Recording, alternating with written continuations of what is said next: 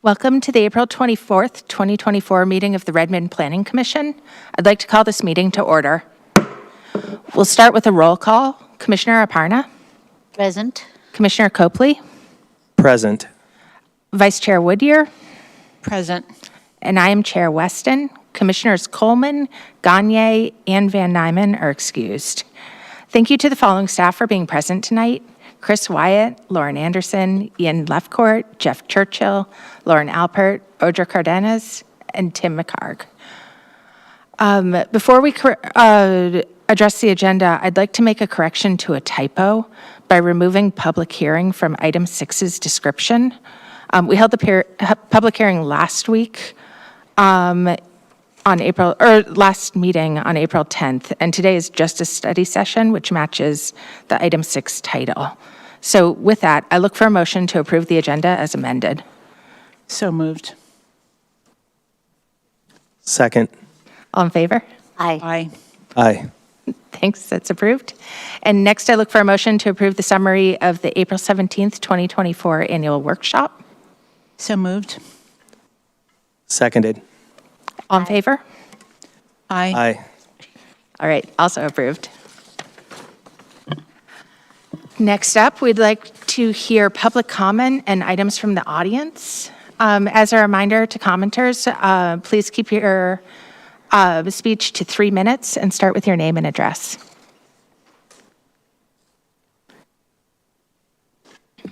First on the list is David M. Good evening, Commissioners. I'm David Morton, Redmond 98053. First topic. As Redmond updates its critical areas regulations, or CAR, it should use best available science, or BAS. Local planners can get help and guidance in translating BAS into CAR from 2 checklists. First, a riparian zone checklist from the State Department of Fish and Wildlife, and second, a critical areas checklist from Growth Management Services. State Department of Commerce encourages cities to review and revise their CAR consistent with updated BAS and Growth Management Act requirements. I ask the Commission to ensure that Redmond has completed these checklists before the Commission recommends the Critical Areas Regulations update to Council. Second topic, here's my evaluation of Draft 3.1 of the Climate Resilience and Sustainability element. What's good is, first, the vision statement sets ambitious yet attainable goals for Redmond, aiming for carbon neutrality and resilience by 2050 by emphasizing equity. While emphasizing equity. Second, the element covers various comprehensive aspects of climate resilience and sustainability. And third, the policies provide actionable steps. Here's what's not so good. First, there's a lack of specific metrics or indicators to effectively measure climate resilience. Second, there's not enough focus on adaptation strategies to cope with inevitable climate impacts. Specific adaptation measures are needed. Third, the element could benefit from addressing the economic implications of sustainability initiatives, like the costs and benefits of moving to renewable energy or building resilient infrastructure. Here's what's right. First, the element aligns well with other elements of the comprehensive plan. Second, the inclusion of greenhouse gas inventories and vulnerability assessments provides a solid data-driven approach for decision-making and prioritization of actions. And third, policies like CR7 prioritize inclusive outreach and community engagement, ensuring that diverse perspectives are considered in decision-making processes. What's wrong is, first, unclear accountability. While partnerships are emphasized, it's unclear which entities are responsible for specific actions, potentially leading to diffusion of responsibility. Second, over-reliance on technological solutions. While technological advancements like renewable energy are crucial, the plan could benefit from a more holistic approach that includes behavioral and systemic changes. And third, a stronger emphasis on promoting a circular economy could enhance sustainability efforts further. What's missing are, first, equity metrics. There's a lack of specific metrics or indicators to track progress in addressing environmental justice and ensuring equitable outcomes. Second, the plan could benefit from stronger integration with sectors like public health, economic development, and social services to address climate impacts comprehensively. And third, incorporating strategies for financing sustainability initiatives could facilitate implementation and ensure long-term viability of projects. Here are recommendations for improvement. First, define specific, measurable targets with clear timelines for achieving climate resilience goals.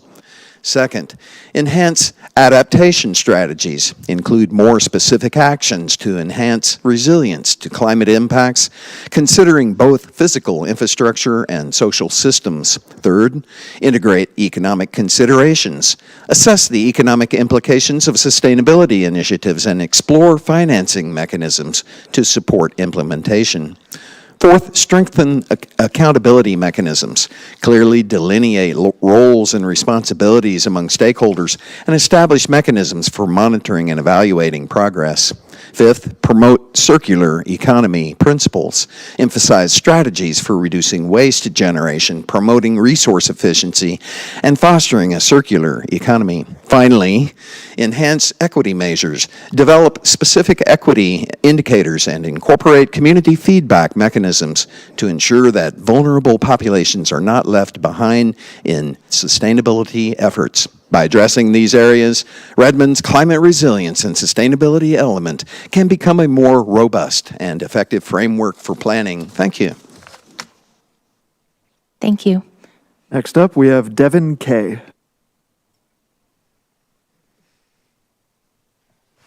And your name and address, please. Good evening, Planning Commissioners and staff. My name is Devin Kellogg. I am a parent preschool teacher and stable climate advocate living on Education Hill. My comment tonight is in reference to a question that was asked the last meeting while discussing the utilities element. As we know, for our best chance to stabilize our changing climate, the experts are saying we have a matter of years to rapidly reduce our heat trapping emissions by 50%, and just a few decades to get to zero. The least cost path being presented is to replace combustion machinery with electric alternatives. And I believe it was Commissioner Coleman who rightly asked how utilities are preparing for growth in both population and electrification. I recently attended a PSC Renewable Energy Lunch and Learn where this very subject came up. PSC's response was that they are looking to transition to become more of an energy management company, where they manage a diverse set of distributed resources ranging from large renewable power plants to local rooftop solar and storage. Among these resources are, ironically, the very machines we are electrifying. Electric vehicles, for example, can store as much energy as 10 Tesla Powerwalls. Bidirectional charging allows EVs to power buildings or support the grid. A quote from a recent Seattle Times article regarding EV storage potential in California says, "There are already enough EVs on the road in PG&E's service territory to keep the city of Oakland's 430,000 residents powered for 3 days. We think that could grow to power Oakland for 25 days by 2030. Other appliances, such as some new induction cooktops, come with battery backups integrated in, like our laptops and phones. These electric alternatives are much less energy intensive. Heat-cool pumps, for example, don't generate heating or cooling. They simply move heat around, like our refrigerators currently do. New models of heat pump dryers run on 110 volts. Smart switch splitters can allow multiple devices to run on one outlet, balancing out load pulls. And on a larger scale, it's much more energy efficient to directly power an EV, a heat pump, or a cooktop using the sun or wind or ambient temps than it is to drill, frack, refine, transport, and combust liquid or gas fuel. The energy utilized in that process is far greater than the renewable electric equivalent. The trick is to get the power where it needs to be and to be resilient to disruptions. This is where the distributed resources come into play. where the very machines that will need the power will also be part of the solution. All studies are showing that this is the direction we need to go to meet critical goals and timelines. It is also important for health and safety as methane gas is toxic and explosive. The newer options are also cleaner, healthier, more cost-effective, and more efficient and resilient. We will not get there overnight, but we must stop building new infrastructure today to reach those goals. Please consider strengthening the statement on phasing out gas energy to include a timeline and specifying no new gas infrastructure in our public right-of-ways. Thank you. Thank you. Is that everyone? Great. So next we'll move on to the study session on the natural environment element and the critical areas regulations update for Redmond 2050. Jeff, did you add? Just ready. Oh, okay, just ready. So introducing Lauren Anderson. Hello. So staff anticipates that the commission will be ready to vote on a recommendation tonight. So the following updates have been made since the last meeting on April 10th. So policy language to the natural environment policy number 18 hasn't been updated as the language used is consistent with federally established standards. In the issues matrix, please see issue number 5 for more details. For the critical area regulations update, so staff provided the maps of the 200-foot stream buffers in Redmond for review. This is related to issue number 9 in the critical area review section of the issues matrix. And I'll share my screen in a second, or okay. Jeff will pull that up for you guys. And then the staff also received comments from the Snoqualmie tribe regarding culturally modified trees, also known as CMTs, buffers for non-fish-bearing streams, and the inclusion of indigenous knowledge for decision-making and policy development. So staff is reviewing and developing language to address these comments. Staff proposes to return to the commission with recommended revisions in July as a part of the omnibus package. Thank you. All right, do we want to go? We don't have anything else in the issues matrix, is that correct? Oh, one or two open. A few to close. So we have 2 items open in the issues matrix under the natural environment element, number 4B and number 5. And then for the critical areas, all the items have been closed. So perhaps we could start with 4B. Yes. I think the response is great. Oops, microphone, please. Didn't go on. 4B is, response is great. Can we please close it? Thank you. Right.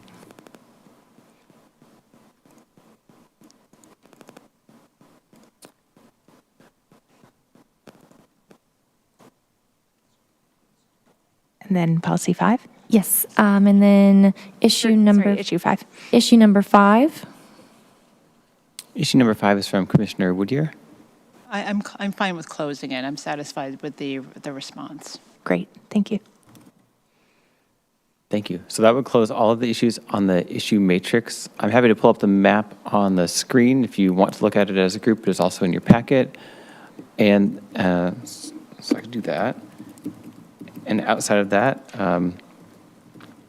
it would be, unless there are other issues, then we would be ready for the Planning Commission deliberation and recommendation. All right, does anyone have anything additional? Commissioner Aparna.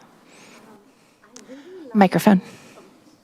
Sorry, Chair. I really like the table at the end of the for the critical areas update, where we have the table with the legislation, the best available science. we should find a way that it should make it to the document itself, because I think this is very useful. And so much effort has gone into it already. So I think this would be a good reference for people. So, but yeah, thanks. Will this change over time? Like, will these links stay relevant, or is this the sort of thing that is useful as a snapshot now? Well, the WAC and the RCW, I mean, they may change over time, but that's something we can always do as like a minor, amendment or, minor code cleanup to reference those. So we could always add that into the code as a list to be maintained.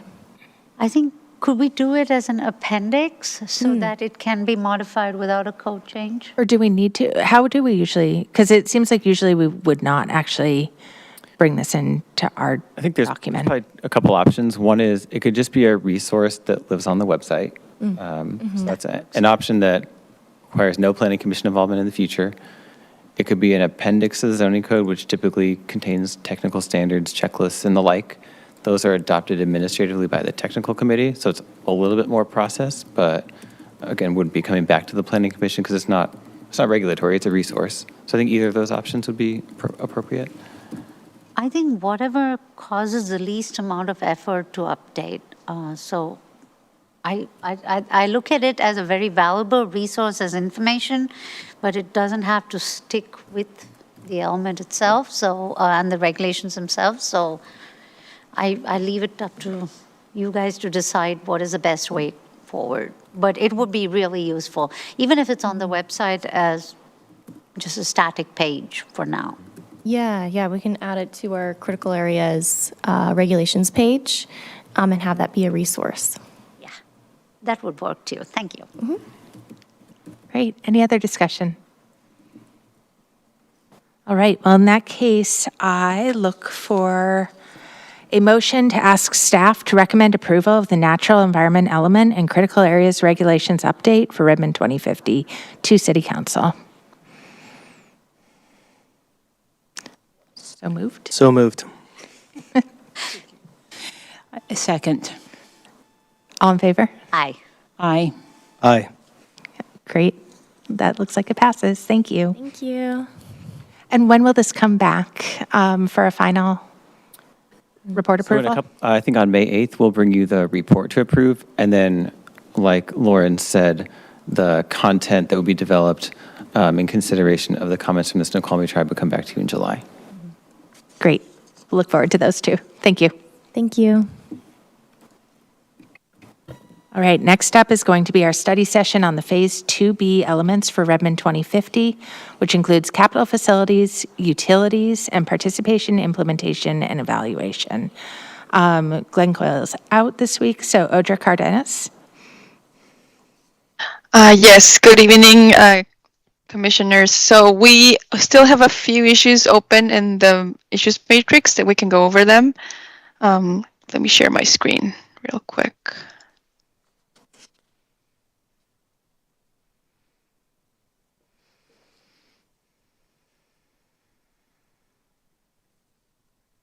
Oh, sorry, I shared the wrong. Okay. So we have, I think, a couple open for Glenn in the capital facilities element. And I don't know if we want to close any of these. So maybe we can just go through them one at a time. So we'll start with Yeah. issue 1. Yes. And Commissioner Aparna?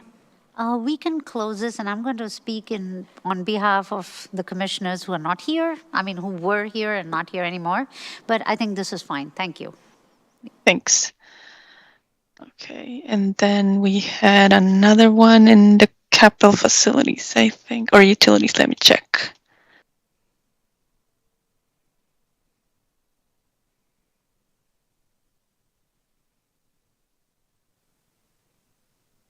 Yeah, oh no, this one's closed. Oops, I Oh, think yeah, I just this passed one. it. Oh, did we? I know there was one Oh. that had like 9A. Number 11. Oh, it's this I one. had a couple times. 10. Number 10.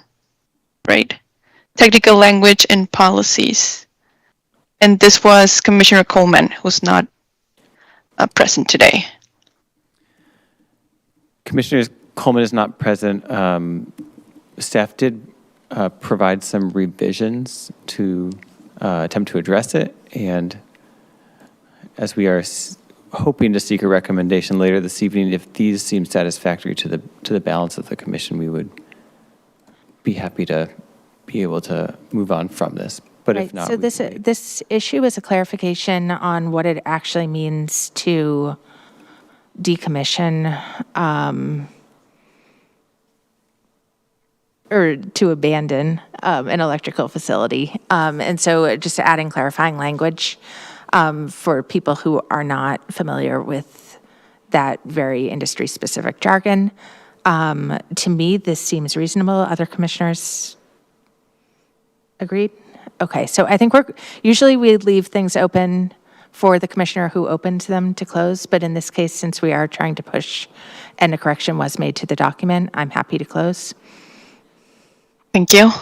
Thank you. And then there was the last one with the participation, implementation, and evaluation element. And this was Commissioner a partner that we should add some clarifying language on setting up the implementation and evaluation program to PEI 24. Commissioner Parna. This works great. Please close it. Thank you. Thank you.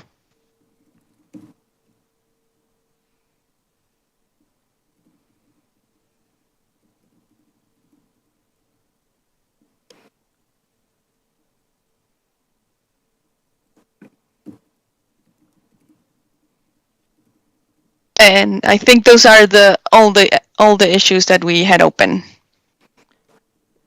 1 second, is there one more that you saw, Commissioner Parna? Which one? I think it's number 9, one of the parts in number 9 for utilities. Thank Oh, you. yeah, it was partial, right? Yeah. Partial open. Yeah, Yes. I think. I passed it. Sorry. Yeah, Sorry about the whiplash. No, it can be closed. It's very well phrased. So, yes, officially, I just want to close out the matrix. So, thank you. Thanks. Thank you for the catch.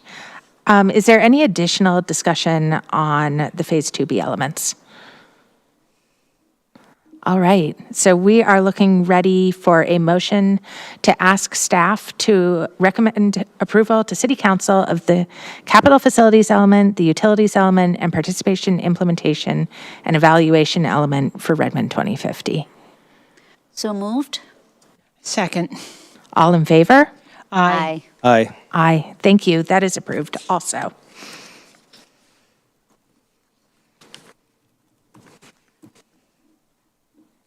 All right, so next up is our study session on the residential regulations for Redmond 2050. We will bring up Ian Lefcourt and Audra Cardenas. Hello, Planning Commission. Excited to be here for this topic. We have Audra, Tim, and myself to go over this. We have a PowerPoint that has both a informational component and an interactive component. We also have an issues matrix with 2 items that remain open. One of the issues is that discussion about, well, what do we want as our maximum structure size for a detached single-family home? The second issue matrix item is related to that, where it's saying, well, okay, what components will be considered as part of maximum structure size? And specifically, issues matrix item 18 identified garages. Should that be in or should that be out? And subgrade floor area. Should that be in or should that be out? Now, staff is hoping to get a recommendation on this item, preferably tonight. To aid with that, the interactive portion of the PowerPoint actually has a series of nested questions to help frame discussion. If we need that, I'd say we go to it, do some informal thumbs up, thumbs down, get a majority, make progress on this item. And as a reminder, please remember that for any package that goes to council, every commissioner has the right to add supplementary materials, a dissenting opinion, further context about the discussion. We'll package it up and get there. So with all that groundwork laid, I say we dive right on in.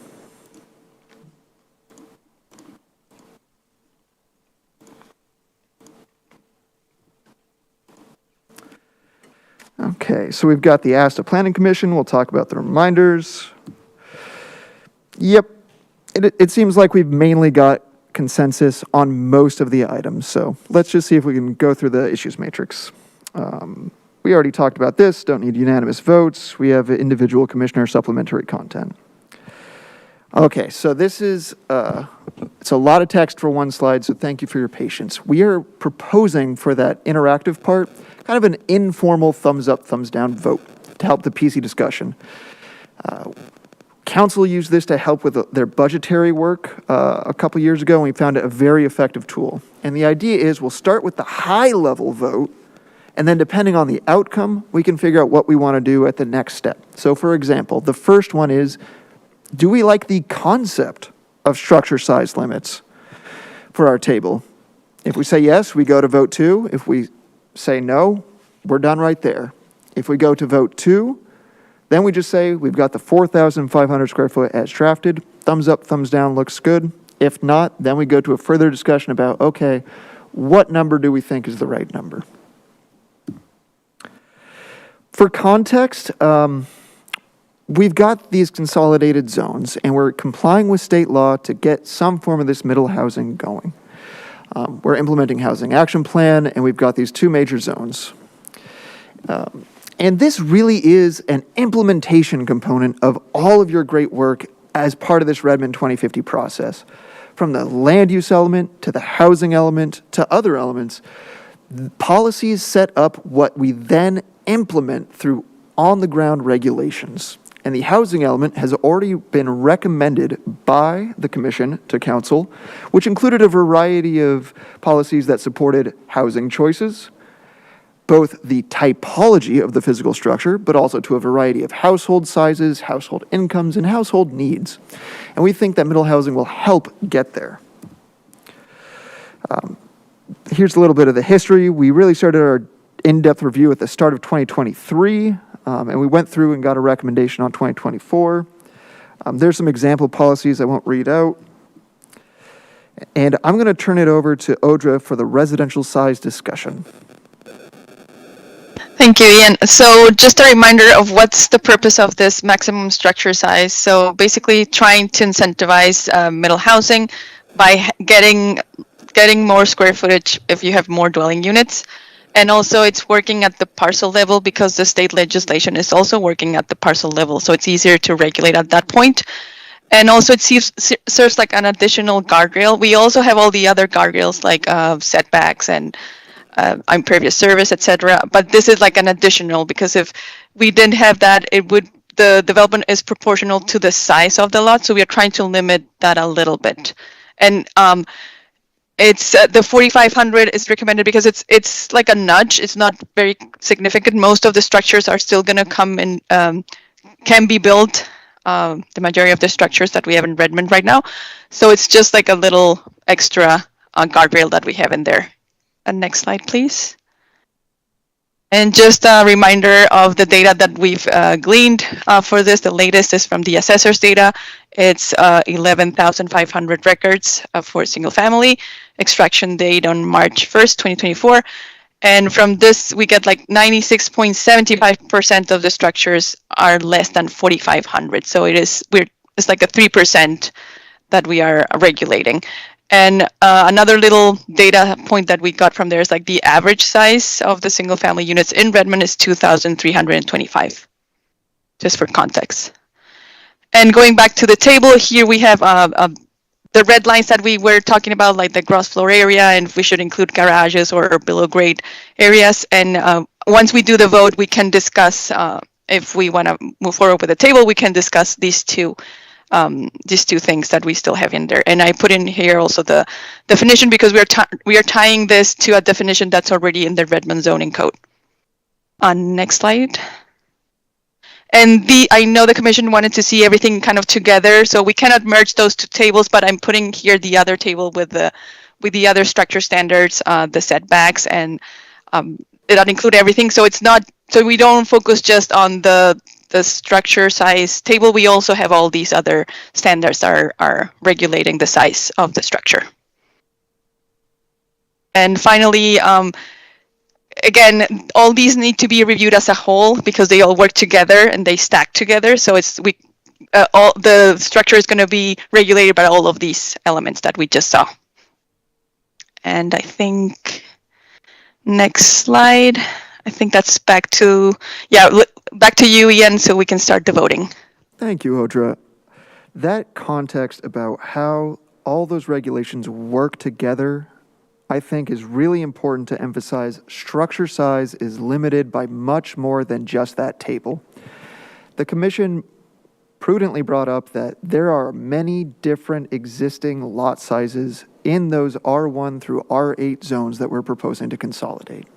If we just had those setbacks and lot coverages, then on a giant lot, you could have just a massive structure. And the Commission said, well, let's add some more guardrails to make sure development goes towards implementing the policies that have been recommended. And that is really that puzzle piece graphic showing these all work together to help create safeguards and guardrails for the size of structures that would come through. Now, these slides can be part of the exercise. So we've got our vote 1, we've got our vote 2 if needed, our vote 3, and then we've got our discussion on max structure size. Finally, the exclusions, what do we want in, what do we want out? But I will turn the floor back over to the Planning Commission to discuss, and if you feel like you want to use this tool, it's there if you need it.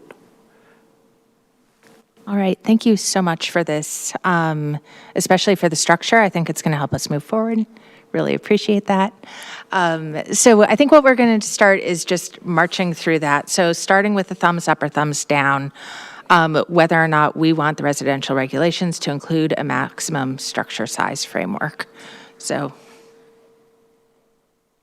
all right, next up, I'm sorry?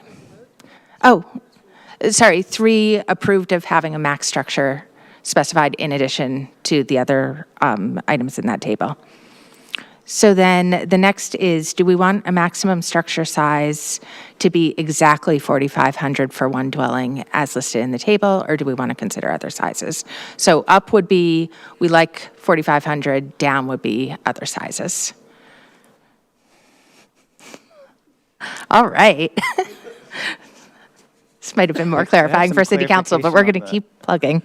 All right, so next up, I just want to get a sense, we're going to do 2 separate things. So the first question is, would you like more than 4,500? The second question is, would you like less? So if you would like more than 4,500, you can do a thumbs up now.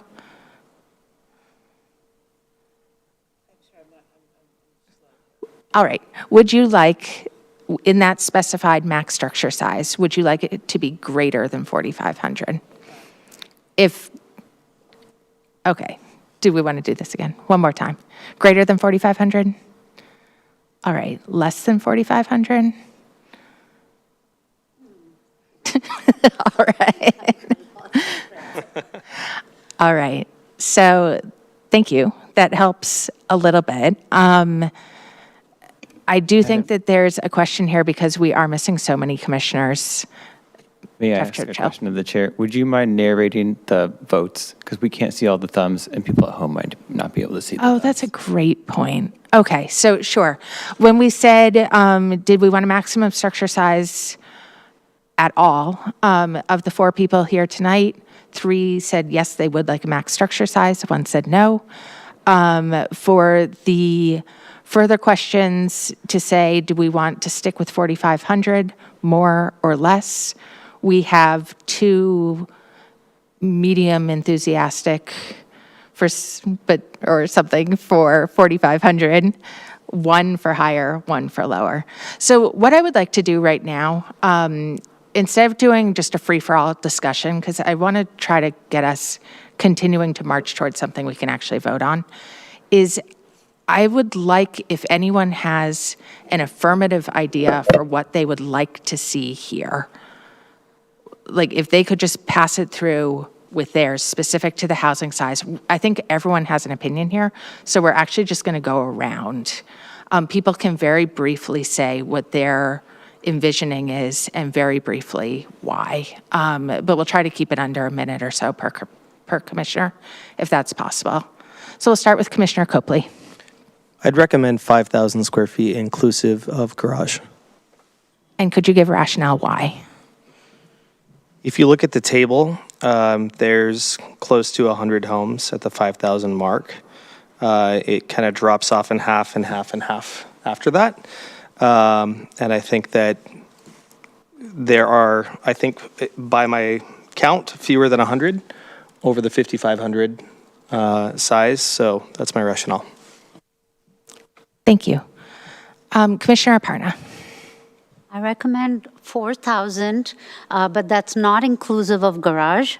Rationale is that all the data from all the government agencies shows that Washington State and across the country, it's for Washington State specifically, the built up is between 1,800 to 2,300. So we still have a lot of play at 4,000.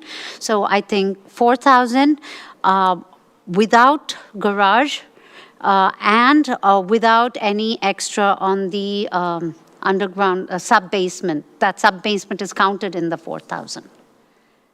I mean, what is it called? Subterranean? Well, subterranean. So I want that included in that 4,000, but the garage is excluded. All right, thank you. Vice Chair Whittier, do you have a comment on this or a proposal?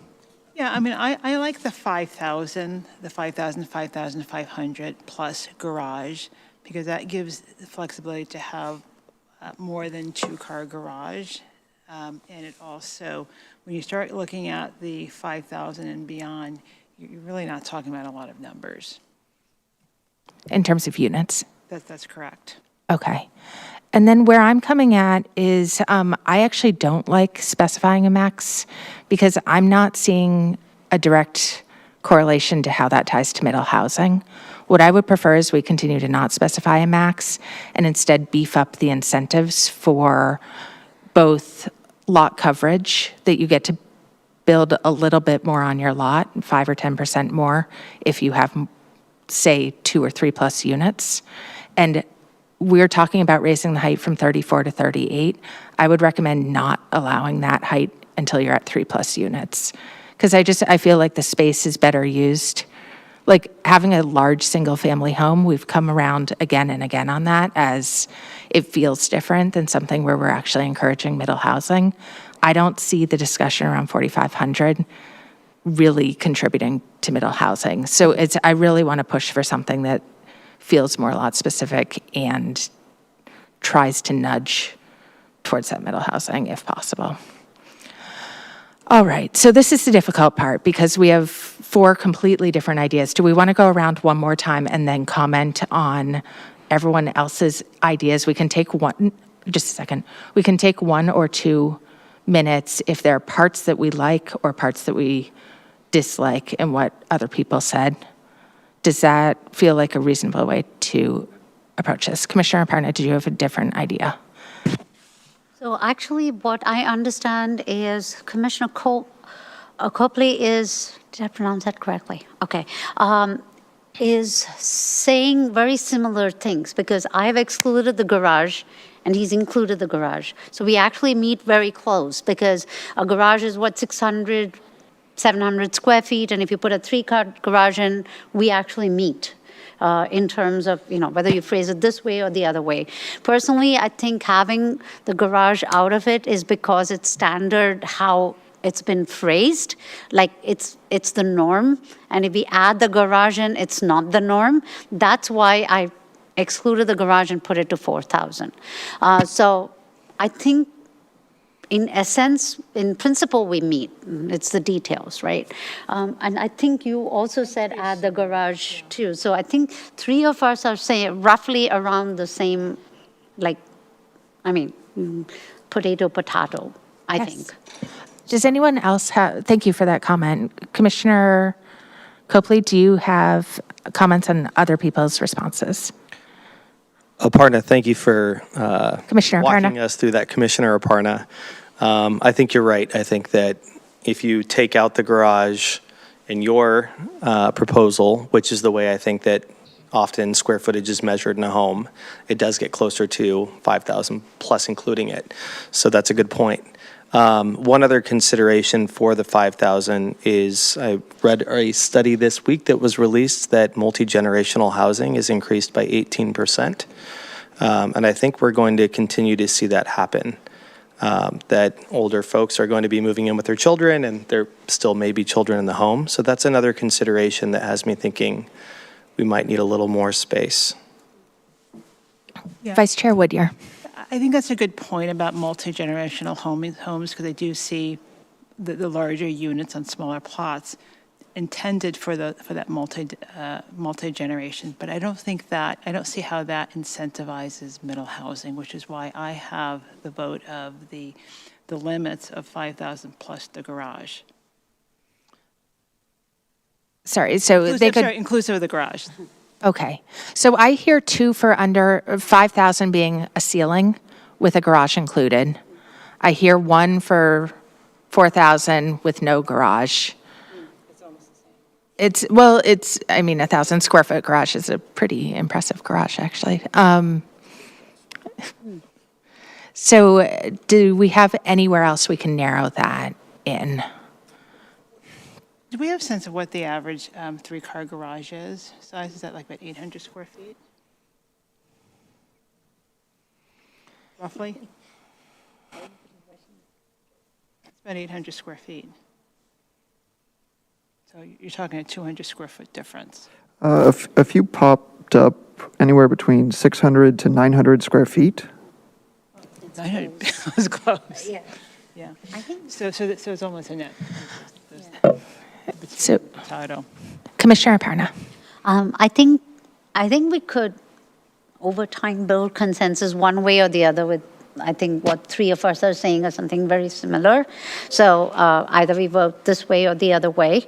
I could get behind how they have phrased it, but I like the idea of sticking to the definitions, which have been there before, not to create chaos.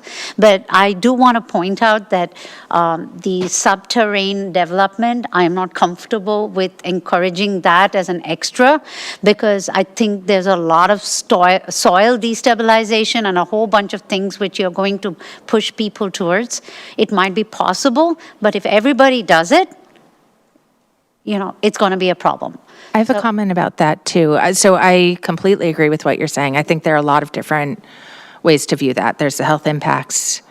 It tends to be poor air quality. It's the earthquake questions. I think cost sort of takes care of itself, but if people move here from other areas, they might not realize that. And then also, I'd be very concerned about creating all of our middle housing underground. That's not, I think, what we're looking for here. So to me, that seems completely reasonable, and subterranean can absolutely be included in the number that we're looking at. Does everyone agree with that?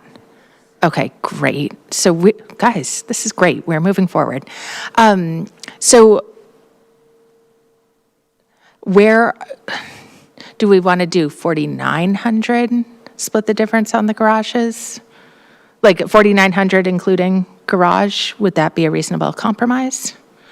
Does everyone feel fine about doing something that's just under 5,000, so we're not at 5,000? I think that's the suggestion here. I'm okay with it. Is that including the garage or excluding the Including the garage. So you're saying 5,000 including the garage? So I'm saying 4,900, including the garage. I like round numbers, whole numbers. Like, Yeah. it's either 5,000 or it's 400 to 500 or it's 4,000. Well, we don't also have to agree. So this is the sort of thing that we could, if we can get enough people to coalesce around a number, we can move this forward. I personally don't have a stake on what the number actually is, but I would like to see, when we're looking at that large table, Audra, I don't know if you could go back to, I think it was Audra or possibly Ian, I'm sorry, the table that had Ian, yeah. everything. The slide that had all of the other. So when we're looking at this wonderful slide, what I would actually like to see is separate numbers on the height and the building coverage. So right now we say 50% of the lot, no matter how many units you have, and we say 38 feet, I believe. Yep, which is up from 34, regardless of how many units that we have. I would like to see the 34 kept unless you are above a certain threshold of units. And I would like to see a small increase in the amount of the lot that you could build on if you have more than 3 units. Can we just open that one up for questions too? Or discussion? Commissioner Aparna? I think what we could approach this as is if we had lot sizes, by lot sizes range, right? So you say a lot which is between 5,000 and 10,000 square feet. These are the possibilities, right? So we are trying to get people not to build mega mansions in a 1 acre lot, right? I mean, that's the intention, that 1 acre lot should yield more units. So if we did it by lot size ranges, then we get a granularity, which is also the possibilities within a lot size. So right now, it's one size fits all. If you say 50% of total area, if it's a 1 acre lot, you got 50%, half an acre for built up. Now, technically, I could build a 2-story structure over that half acre, and it can be 1 unit. So one moment, that's not actually what I was proposing. So if we can go kind of one at a time. Okay. Have an idea, shoot Okay, it sorry. down, and then, or agree to it.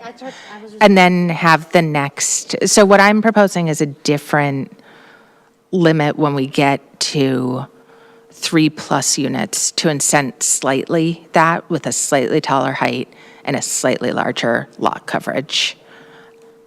I think impervious could actually stay the same. I'm fine with that. But just a slightly larger building area if we're at the 3+ units.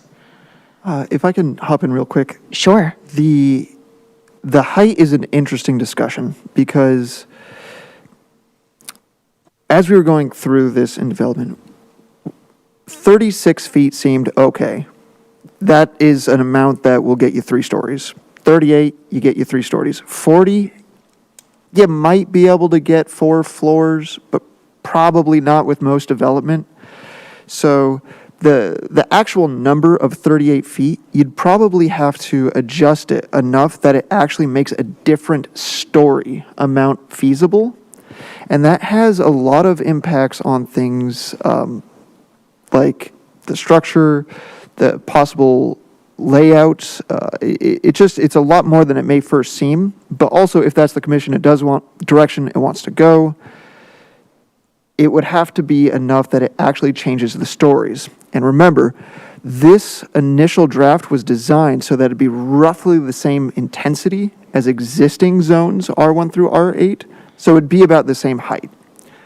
Staff's not commenting on how the commission wants to go with there. We just wanted to provide Right. context. I think we've heard a fair amount of comments that no one wants to be loomed over by a many-story home or apartment. So I'm very clearly not looking for a 4th story here in most of our infill housing. What I was thinking is if we had like a multi-unit structure that potentially could have like HVAC on the roof or some additional, like if that additional height would make a difference in terms of shared utilities, then possibly, you're right, that wasn't a very informed suggestion. I'm not totally clear on what exact foot would buy you what. It's just, I don't love the idea of having a single-family home come in to replace existing homes and then get to be an additional 4 feet. The complaints, I think I can picture. Vice Chair Woodyer. Yeah, can you just clarify? So I think I heard you say 36 to 38 feet gets you roughly 3 stories. And can you clarify for me what equates roughly to 2 stories? So as a rule of thumb, it's about 12 feet of structure height is a story. Now, as a developer, you could go up or down a little bit. And the reason why the 38 is there instead of the 36, which would be 3 times 12 is 36. The reason the extra little 2 feet is because we've heard some desire for slightly taller ceilings, and especially with those like those kind of majestic, pointed, tall windows on the top floors that get a little bit more height and thus a little more sunlight. I don't think majestic appears in our zoning code, but I hope I expressed the intent. Very clearly. Thank you. So then you would have to go higher than. So, sorry, Vice Chair Woodyer. So you would have to go higher than 40 feet to incentivize building up as a way to get the extra middle housing, which then creates the looming effect over the other houses around. Right. I'm not looking for a looming effect. And it's possible, actually, based on this conversation, that we should ignore height completely as a possible incentive. Would people have any interest in looking at lot coverage of structures? So this would not be impervious. This doesn't include driveways or patios or covered parking or anything like that. It would just be the structure itself. Right now, it's at 50%, regardless of what you're building. Do people have any interest in either? It would probably be, because 50% was the norm for so much of this existing housing, we wouldn't drop that lower, but saying possibly like 55% or 60% if you get up above a certain number of units. Is there any interest for that? Commissioner Copley? Yes, there is. Can you provide more information? Happy to expound. Thank you. I think that if we could incentivize people to build more housing by giving them additional lot coverage, if we're talking about multifamily housing, so anything 5+ units, it starts to make sense. You have some shared space inside the building, so you may actually need to accommodate that shared space for people to come together, for elevators, for code, building code, fire code. But there are additional things required when more people live in the same structure. So I think we should consider increasing the 50% lot coverage for more units. I would say multifamily housing. Do you have a proposal for, my proposal would be to basically say 60% for 3+ units. Does that sound reasonable, or do you have an alternate? That sounds good. Anyone else? Commissioner Parna? I think it's a good idea, but I think it has to be tied, this kind of concept has to be tied to a certain lot size. Because the smaller lots, what will happen is if you say 60% coverage, you're going to eat into the setback area and all the other areas which we want the buffers in. So you don't want to build on top of each other. So it's got, like in my head, all of these conversations are buckets of lot sizes, right? We've got some of the older homes at like half-acre lots. Like in my area, a lot of the lots are around the between 9 and 11, 12,000 square feet. They should be treated to increase housing, but it's not one size fits all. The 1-acre lots or the half-acre lots should be treated where you're giving more coverage there and saying so I feel it should, because we are moving from a density concept to an FAR concept, it has to be tied to what that FAR means for that lot. Right. And even if we're saying lot coverage, not FAR, because they're a little bit different, I take your point. Right. So, yeah, it has to be, so the FAR and the lot coverage, so the lot coverage determines the footprint, but the FAR determines the built-up, right? So because we are moving away from the per unit model for density, and we are moving towards an FAR model, everything should be tied to the size, the parcel of the land that we're talking about. At least that's my way of looking at it. And that includes the conversation we had about the maximum house size. So great point. Once I see you, Jeff just has a reaction to that, so I just want to hear what that is. Yeah, two things. I heard something about setbacks, so I just want to make sure that the commission understands that the lot structure needs to stay out of the setbacks. So even if you increase the lot coverage that's allowed, if it's not feasible on a lot because the lot's too small or because the shape of the lot is strange, it's not a right. It's not a right to have 60% lot coverage or any percentage lot coverage. It's a maximum. And that maximum may not always be reached. And it goes back to what Audra and Ian were saying, it's that these all layer and they stack. The second thing I want to say is that it is likely an effective tool. And you will see in the zoning code that the more dense zones have higher lot coverage amounts, up to 100% in some of the urban centers. And so I wanted to provide for context, the neighborhood multifamily zone, which is also part of this package, has a maximum lot coverage of 60%. And so you could consider, Chair Weston, you were saying earlier, 55 and 60, you could even consider a two-stage graduation with breaks for certain numbers of units. And you had said 3 earlier, maybe it's 3 and 6, or you can pick. But those are options available to you. Right, Vice Chair. Yeah, Woodyer. I was going to say, the comments that Commissioner Aparna made really resonate with me because, we're trying to incentivize middle housing, which means not the mega mansion, but, more than one house on a particular property. And the concern that I have is the smaller lot. What I would hate to see happen is that the smaller lots drive more of the mega mansions because of all these setbacks. You can't get the 3 units or the 2 units, or it doesn't pencil out. Whereas the larger size lots, it's where you can more easily fit the multiple units and not disrupt the fabric of the neighborhood. So her comments really resonate with me. I'm now thinking about what Jeff, you're frowning. I'm thinking about what Jeff says.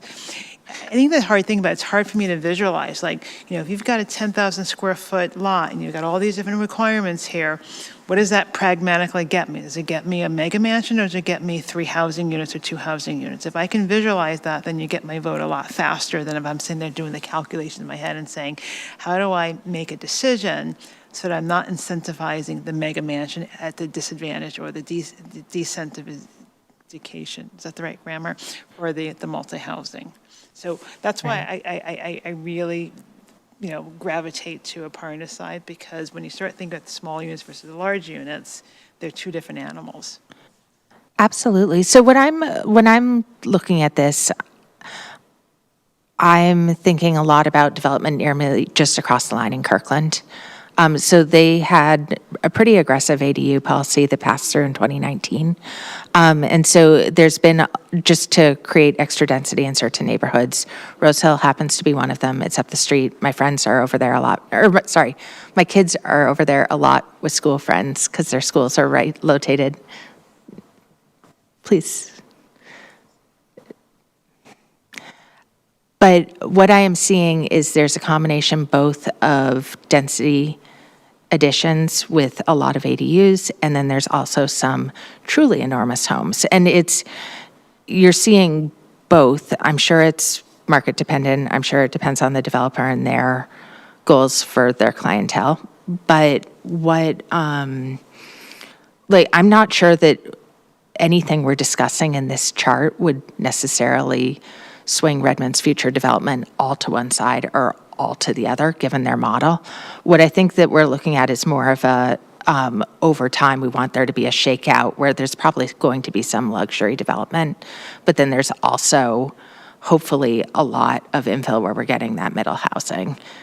I don't necessarily know that it would be affordable middle housing, but it would still be like adding density into neighborhoods that can absorb it. So that's sort of what I'm trying to propose with that idea of an extra lot coverage incentive, is trying to just make it a little bit of a nudge towards more units are possible. But I'd love reactions on if you think that that's a goal and if you think this is getting to it. Ian? Yeah, Audra has her hand up. Oh, thank you. Sorry, Audra. Please go ahead. Yeah, it's okay. I just wanted to point out that we did some tests on the graphics in there, and I think there's one that has the red. I think it's the next slide, Ian, if you could go there. So here it didn't fit even with the maximum coverage. It doesn't fit. So as Jeff was saying, all the setbacks and all the regulations, they stack together. So it's like a video game. It's like, okay, another level of regulations that we are putting in here to put these houses in there, right? So just to keep in mind that lot coverage is, you would have to do something really I would say, more aggressive. So it would actually become like an incentive, because if it's like 10% or a very 5%, I don't think it would really move the needle into incentivizing. Maybe having several things like, I don't know, a maximum unit size plus lot coverage plus like some extra stuff, because that if it's very timid, it won't really be an incentive. Like the height is the same as from 35 or 34 to 38. As an architect, I can tell you that's not an incentive to me to make another Right. floor. And if I could get another floor, then yes, that becomes an So incentive. I think but we're with not those tiny discussing numbers, height yeah. anymore. No, lot yeah, I know. coverage I just is a different yeah, one. I just say that if you have several incentives, then it would make sense, right? That's all I wanted to So point I out. personally disagree on the lot coverage, just in terms of a little bit can make a difference in terms of people thinking, like, if we are thinking add one ADU, like, I think that thinking might pop in a little bit more if they have a little bit of extra space to use. Again, in that example that we were talking about earlier of like the quarter acre 1970s lot, and how that would be redeveloped. I could actually see that being a pushing point if someone was considering adding that. Commissioner Aparna. I agree that it makes a difference in the larger lots. Again, it's the same thing, right? Because 10% on a larger lot actually equates to another yield of another unit, right?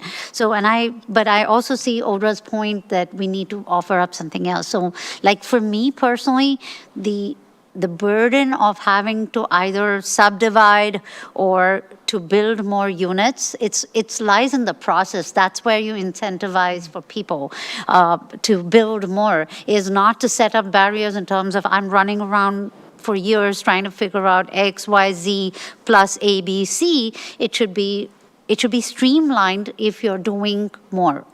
That behavior should be encouraged. Can you propose something specific? So I think, like, I don't know much about the permitting process right now, but if we had to do this in a way that, if we did it the way the developers do it right now for a multifamily unit, it takes years. So that much I know. I don't have specifics to offer, but I think we really need to look into what that means, and I would love some education on it personally. So Jeff. So I think the good news is that the commission is considering multiple incentives. With respect to permitting specifically, what's part of this package and is required by state law is that cities treat middle housing no more onerously than they treat single-family housing. So throughout the package that you have, you'll see a bunch of things that are struck through that are in the code today that are barriers to middle housing. So that's an incentive that you're already looking at. And I think it's smart to look there because process adds cost and time. And apart from that, the city hired a process improvement manager to look at our permitting globally. And that's not something that's before the commission now, but it's something that will have benefit for middle housing, but also for other things in the future. The maximum square footage size, I think staff considers to be a nudge. Also, lot coverage is a nudge. And then the economics of it are another nudge. So I think the good news is you are looking at multiple ways, and that's good because there's probably multiple nudges needed to help it along. Thank you.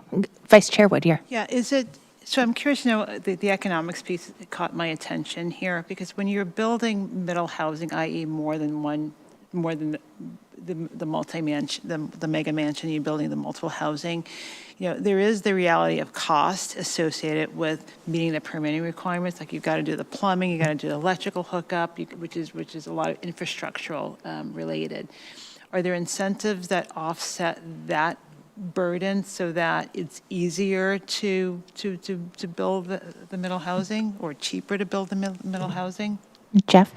I mean, the main incentive is that you're selling multiple units or renting them. That's the big offset. All right, so just to summarize where we're at, I believe that we were coalescing possibly around a 4,900-ish upper limit, including garage, also including subterranean, which we're not really going to talk about anymore. We've nixed the idea of height incentives as not really being effective. It sounds like there is some interest on lot coverage, possibly only for bigger lots. Okay, so maybe let's do this, that like amazing thumbs up, thumbs down tool again. Would people like to have different lot coverage numbers for different units? And then we'll get to on what size lot in a moment. Yay, okay, so great. And then next up would be, should there be a minimum lot that applies to in terms of lot square feet? So yes, we should have a minimum lot that incentive applies to, or no, I don't see how that would help. Okay, so then it sounds like I'm misunderstanding what you were saying in terms of lot size.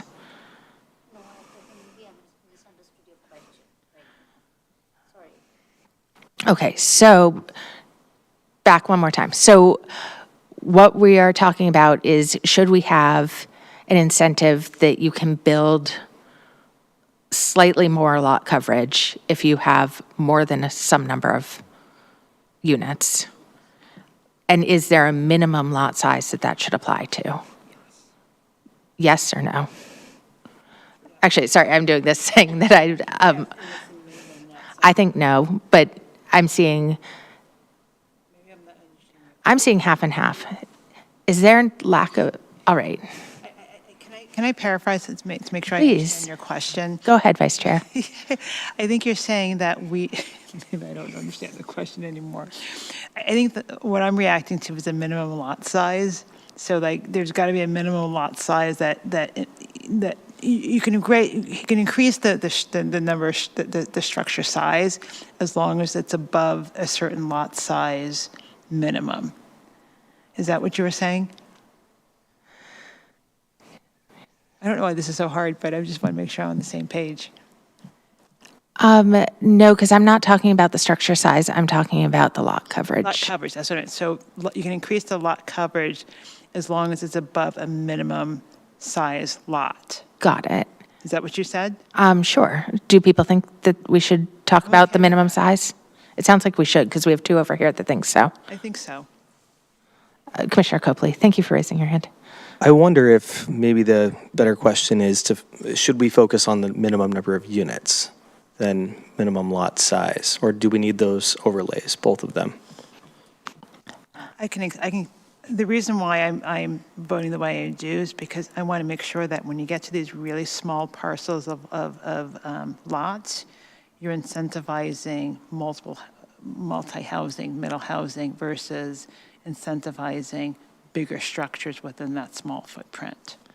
I think that's what we're doing, though, by saying that we would cap it at a certain minimum number of units. So what I would propose, I like the idea of increasing the lot coverage at 3 units, because I think that that's a real thing where you're saying, okay, anyone can add like an ADU for their child to live in or something like that. And that's great, that's more housing. But when you're actually really making that step of creating 2 new units, it's quite a bit more housing. And then that lives on. I think that should get a little bit more lot coverage for that scenario. Commissioner Copley. And I think that also accomplishes what you're hoping to do, which is to allow for more of those units to be covering a smaller lot. So if you've got an 11,000 square foot lot and you're building, 3 units on it, let's say, we're giving them more lot coverage so that they can squeeze those units in on the smaller lots. Yeah, I'm all for increasing as your lot size gets larger, you can put more buildings on it. So that's not what I'm saying. So, I know, yeah. I was just making that comment. Okay, thank you. Commissioner Aparna. I agree that for a smaller lot size, maybe it should be like 2 units or 3 units, but when it gets to a larger lot size, we don't do the 60% or whatever lot coverage we decide on based on the scale of the project. So if it's a 1 acre lot, I wouldn't want to curtail it at three units. I would say make it 4 or something. You get what However, I'm saying? I totally understand what you're saying. I think this is where the rest of our table comes into account. Okay. So we've gotten really stuck on that 4,500 number, which we're proposing to increase. Right. However, if you get into more and more units, the limits are right there. So I think that scenario is already covered beautifully by what we have proposed. Okay, that's. I appreciate your point, though. Ian?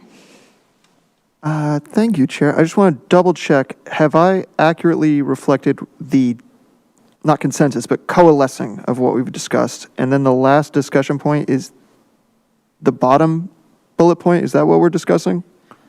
I think we're discussing if we need it. So I think there are two questions outstanding. One is if we even need this that you're discussing now. I personally think no, because I think it's covered by other parts of Table. the two tables that we have. Is there anyone who disagrees with that strongly enough that they would like to continue talking about saying this only applies on a certain sized lot rather than all of our residential? Yes. Commissioner Copley.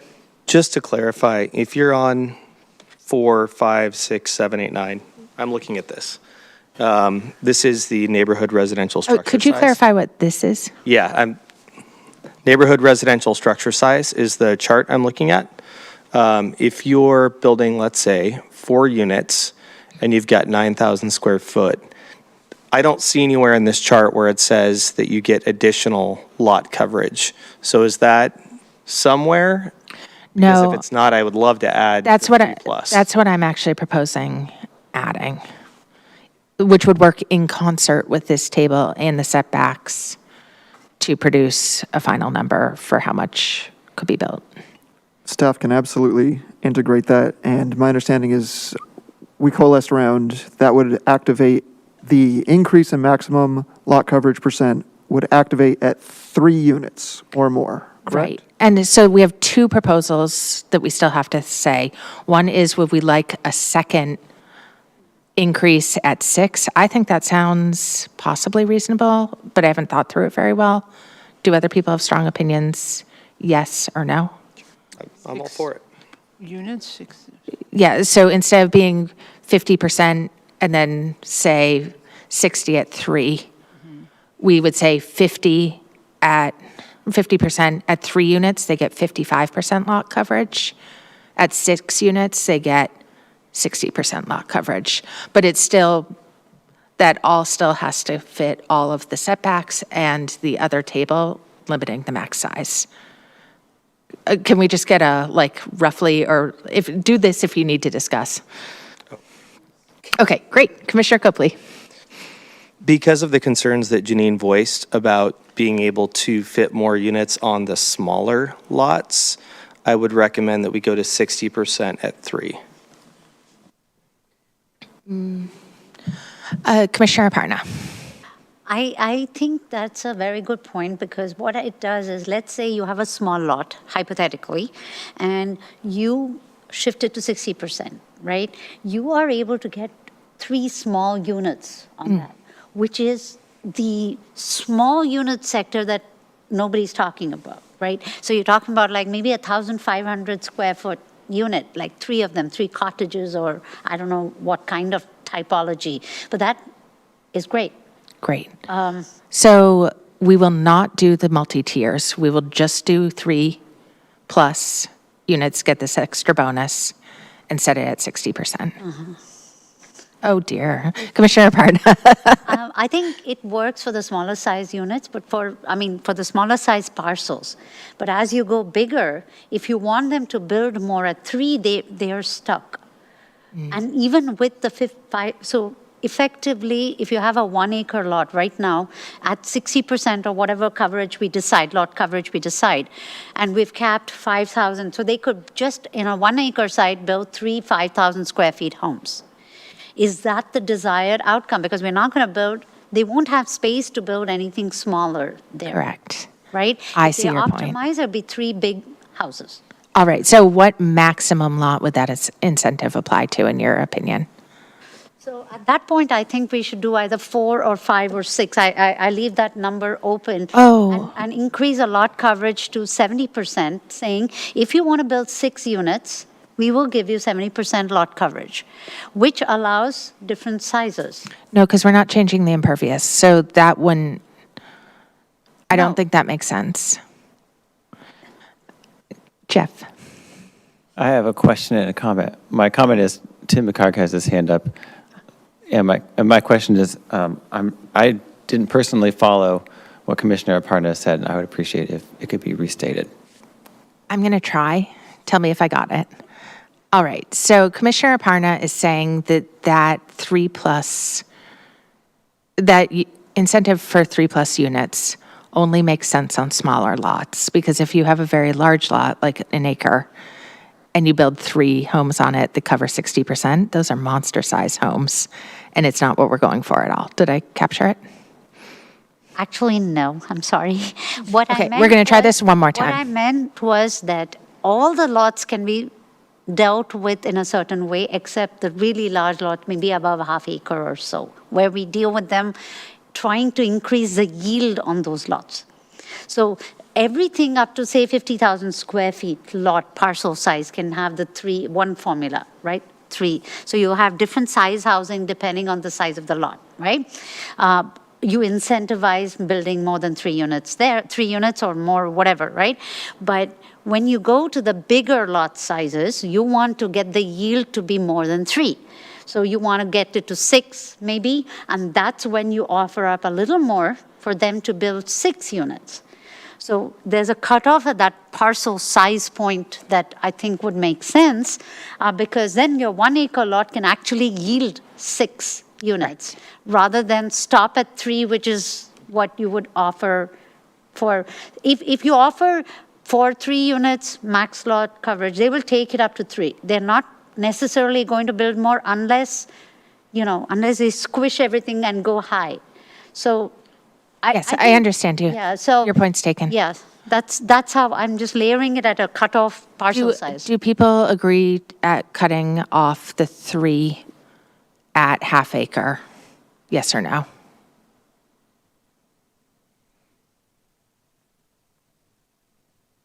Cutting off the 3? The incentive for 3+ lots, saying that only applies to half an acre and smaller lots. This is the 60% lot coverage bonus. Yes. Can we accomplish what you're trying to accomplish another way? What way? I'm asking Commissioner Aparna. Yeah, you're the one proposing it, so I would like you to bring forward an idea. Could we offer an incentive to build more units on larger lots that are not zoned neighborhood multifamily, that would not cause them to build those, 3 mega homes?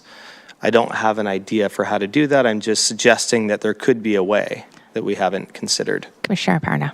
So I think, see, the incentive we are offering is that they could build as much as a lot coverage and as much as the FAR will allow.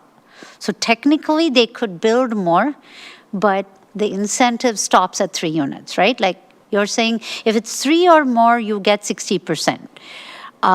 So other than the fact that they can sell more units as a developer, and I'm not talking about an individual who is just maybe renting to family or whatever, right?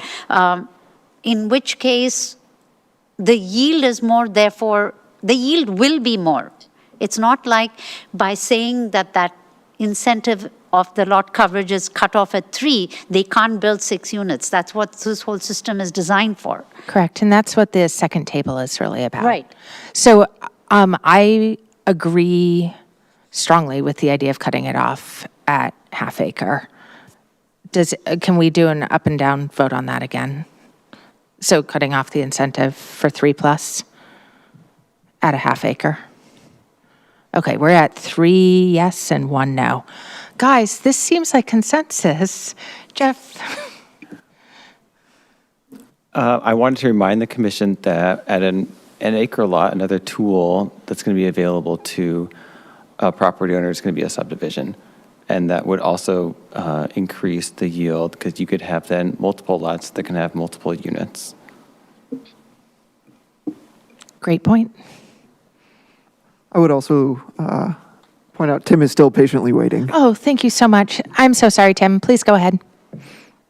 No problem. I must admit to being a little lost, so excuse me, but I think that I can maybe put some numbers to the discussion here that might at least put some context there.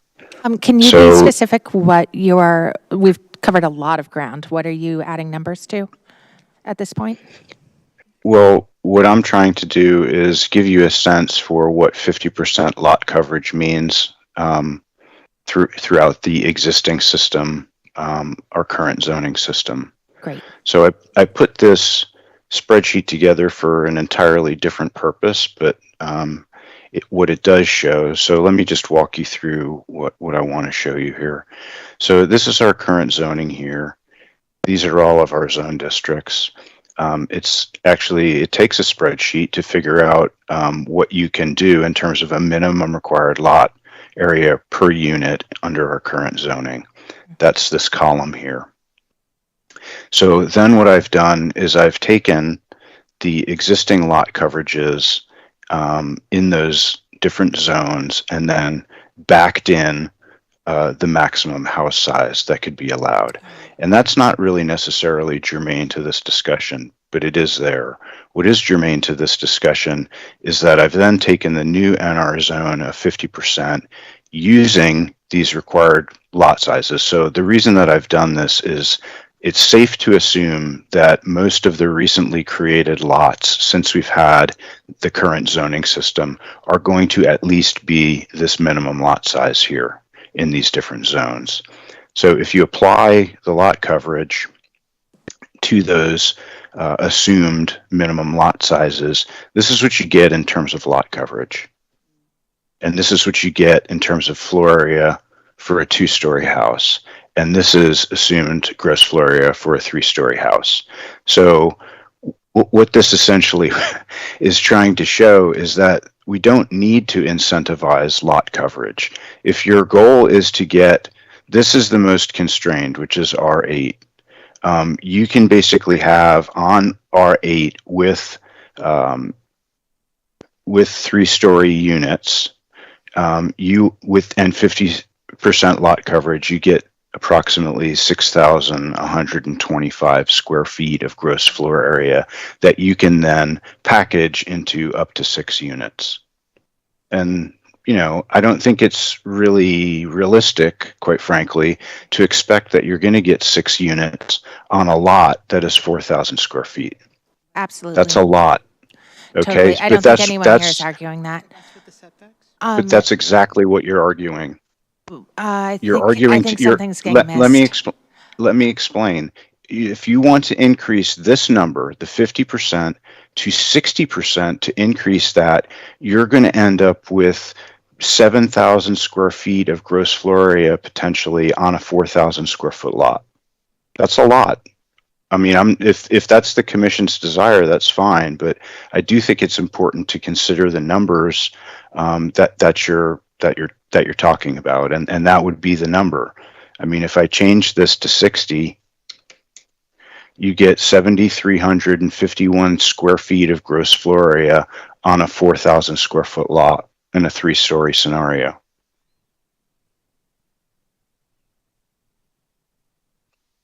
So I just wanted to point out that that's, if I'm understanding you, that you want to allow for an increase up to 60% of the lot coverage on smaller lots to incentivize additional units, that's the maximum. And these are very coarse numbers, of course, but that's a lot. It's a lot of building on a small lot.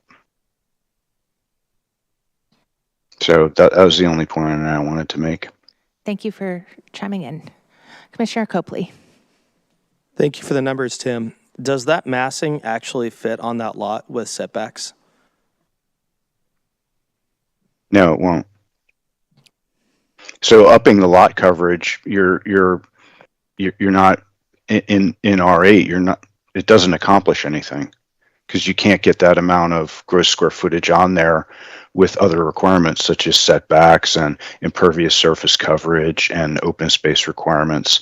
So I guess I understand the intent. And I think that at least for me as a zoning practitioner, if I can understand the intent that the Planning Commission wants to have, I can put my head together with Audra and Ian and Jeff and Kim and try to bring something back, I think, that accomplishes that intent. But Yeah, I just a second, I'm, Tim. I'm sorry, there's a lot happening in the room right now, so I really appreciate that. And then I'm going to go do another round here. Thank you for your information. That was very helpful. Vice Chair Woodyear. Yeah, I love the chart that you've just shared. That was really, really helpful.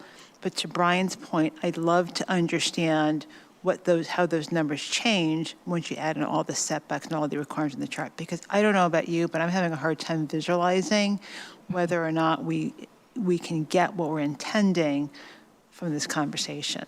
So what I'm thinking here, like, I understand what people are saying. I understand the numbers. What we're trying to do here is difficult because we're painting with a broad brush. So we used to have R1 through R8. We're trying to create a policy that fits all of that. We're creating rules that may be incentives in some cases, may not in others, and are still trying to achieve middle housing. We'd almost converged on a thing that may or may not make sense at the edge cases numerically. I guess what I want to do is people just take a second and maybe pause and reflect and think if what we just saw changes what they want to do going forward, and if we want to move to a recommendation, or if there is additional information that we need in order to get to a recommendation. Commissioner Aparna. I think the table is a great starting point, the table that Tim shared, but I think I would need a little more granularity by you subtract the impervious surfaces and the setback areas. So then what are you left with? I mean, the massing diagram works because it's just three things, but when you've got a range of parcel sizes, a table with just delves into that. So you subtract as rectangles, right? I mean, assumption is rectangle. And then I would appreciate that to really delve in and understand that. And I think a lot of us would then truly understand what the footprint means and what that height would mean. All right. Ian.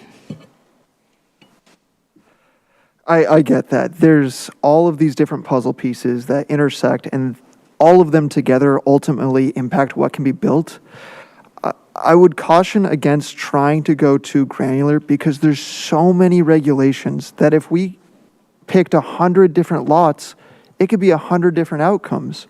And especially with middle housing where we're looking at different typologies, right? Like stacked flats or cottages, that changes the perspective even more. So staff is willing and able. I just don't know how valuable that would actually be because each one could basically be a case-by-case basis. Vice Chair Woodyear. Yeah, I would respectfully disagree. I don't know that we necessarily need to split, every hair, but the same way we're showing averages, is there a way in which we can show a little bit more granularity without going so deep that we're trying, because I don't know that I'm asking. Can we be very specific in what we're asking for? Because I think at this point, we're really, there's a point, I totally hear what you're saying, but if you can be very narrow I'll on do it. that. So I'm looking at that Excel spreadsheet. Sure. And it says 6,000, square foot of houses. But that does not take into consideration the average setback and the average sets of requirements that we saw on that chart. Absolutely. There's a way in which we can show one average for each of those elements without having to show the 40,000 different variations, then it would help me understand, pragmatically speaking, what am I getting for those different types of general lot size requirements? Because I'm having a hard time just saying, yeah, let's call it 4,900. Well, what's the rationale? like, Would you be willing to move forward to a recommendation without that information, or do you think it's important to wait 2 weeks and then come I back think it's again? important to have it because I think it's important for all of us to feel really, really comfortable and confident that we're making decisions that are going to lead to the outcome that we're all care about. And I'm seeing a lot of diversity of opinions, right? So that suggests to me that we don't have that clarity. I'm actually seeing a surprising, coming together of opinions, actually. I really did not see us being on the same page at all at the beginning of this meeting. I'm seeing a lot of progress. May I continue? So I agree. I think we're seeing some progress, but I think we can get to a vote if we had a little bit more dimension to the chart that Tim has shared with us without going so deep into the weeds. And specifically, what are you looking to get from that chart? Specific, I like to understand. So let's look at row number 12, okay? You get the maximum 6,000 square foot house, okay? Is that number 6,000 with all the with the setbacks and all the other requirements, or is it 3,000? Can we get clarity, actually, how many of our homes today are in R8? I can go down to row 6, which is R3. I can't answer that question for any row here. Is it for R3? Right. I think to Ian's point earlier, when you actually look at the lots that are in these zones, there is such an enormous variation because when you're working from the setbacks, like what's considered a side yard and what's a front yard and side yards on a street and back, it's just, it's a generalized way in which we can do that. it's really hard without looking lot by lot. So there's no way in which we can get like an average. I'm not sure that it would be a meaningful decision-making average. You can absolutely get a number, but I'm not sure how much it would help you in this. Commissioner Aparna. I think, I feel, at least this is my very strong opinion, that the smaller lots, they are constrained in their sizes. Therefore, as we see it by these numbers, and by the way, I think this is a great table. We could have had this as part of the material. It would have helped us at least process some of this information. But I think if I had to have a wish list, I would say I would go with the R1, R2 size, lot sizes approximately, which is 35,000 and 18,000. So 35,000 upwards, at least R1, maybe even R2, which is 18,000 to 35,000. I would look at what it means to have ground coverage, impervious coverage, and an approximate idea of setback, even if it's an assumption which is listed there, and say this is the total square footage which is buildable. Because I feel the small lots will take care of themselves. It's the big lots that we want to increase yield on significantly. So I would put, if there is a scarcity of resources and staff time, I would look at the bigger lots as low-hanging fruit from an yield perspective. All right. That's so helpful. So what I'd like to do is go back to the, let's call it like the coalescing list that Ian was putting together a moment ago. And just see if there are any parts of this, given that we would like to continue to amend. It seems like, it feels like there is a different situation for the final bullet point for lots larger than a certain size. So we were talking about the half, and it seemed like there was agreement about that did not get written down right before we got into the interesting spreadsheet. Just 1 second. So that was a 3 up, 1 down vote on that particular item. The incentive for the 3 expires when you get past a certain size. Do people want to tie it specifically to a number that used to be R3, R2, R1, or are we happy leaving it at half acre?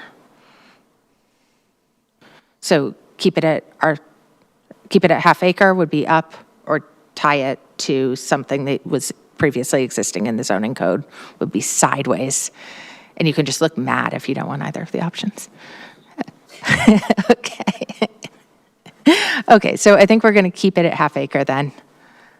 For now, Jeff? The question I have is, what question would you like answered with any additional materials that are coming back? Because I don't see open questions here. So I what don't questions do you either. want answered? So at this point, I think we would need to be pretty specific about what